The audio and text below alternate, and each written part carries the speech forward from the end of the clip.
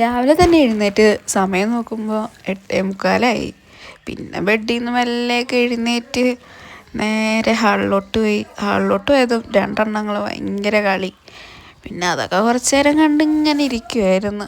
പിന്നെ അത് കഴിഞ്ഞ് നേരെ പുറത്തേക്കൊക്കെ ഒന്ന് ഇറങ്ങിയപ്പോൾ ഇതേ ഇരിക്കുന്ന അക്കുസേട്ടൻ. പിന്നെ അക്കുസേട്ടനെ കുറച്ച് നേരം ശല്യപ്പെടുത്തിയിരിക്കുമായിരുന്നു. അവനാണെങ്കിൽ കണ്ടു കഴിഞ്ഞാൽ ഓടും.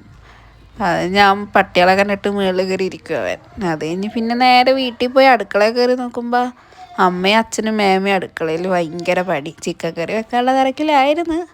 അച്ഛൻ ദോശ ഉണ്ടാക്കുന്നു, അമ്മ അവിടെ ചിക്കൻ കറി വെക്കുന്നു.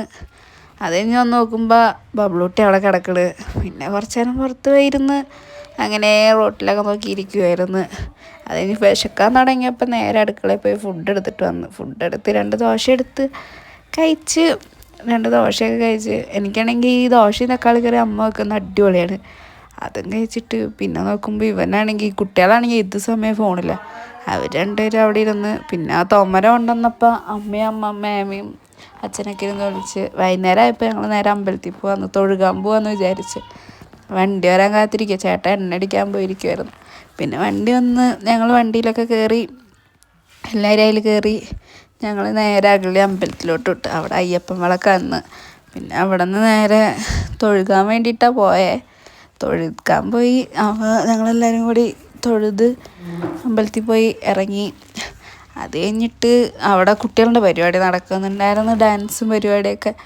ഇവിടുത്തെ ലൈറ്റിംഗ് ആണെങ്കിൽ ഈ വർഷം അടിപൊളിയായിരുന്നു ഈ അമ്പലത്തിലെ. പിന്നെ കുറച്ച് തിരക്കേ ഉണ്ടായിരുന്നുള്ളൂ. നാളെയാണ് ശരിക്കും പരിപാടിയൊക്കെ. പിന്നെ കുറച്ച് നേരം അത് കൂടെയൊക്കെ നടന്ന് അതൊക്കെ കണ്ട് നേരെ വീട്ടിലോട്ട് കുറച്ച് സാധനങ്ങളൊക്കെ വാങ്ങിയിട്ട് നേരെ വീട്ടിലോട്ട് പോയി. വീട്ടിൽ പോയപ്പോൾ ഒടുക്കത്തെ വിശപ്പ്, ഭയങ്കര വിശപ്പായിരുന്നു.